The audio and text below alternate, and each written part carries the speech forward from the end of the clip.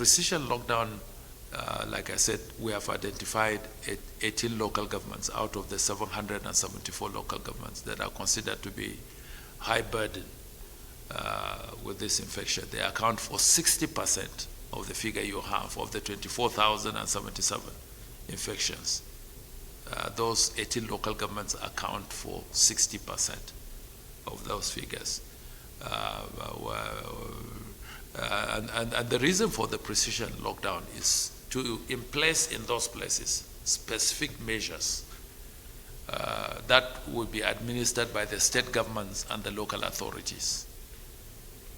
It's not for the federal government, it is the responsibility of the state governments and the local authorities to put in place measures which might be similar to the first response we had of the total lockdown of those communities. Entered the stage of community transmission, and without any vaccine in sight or any form of cure, the only thing you can do to interrupt that transmission is to comply with the non-pharmaceutical interventions that we have consistently advocated for.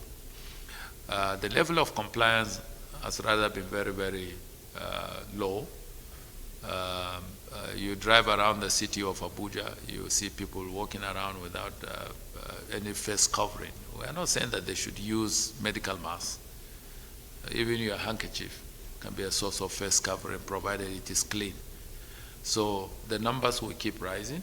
The president is quite satisfied with what the task force is doing, and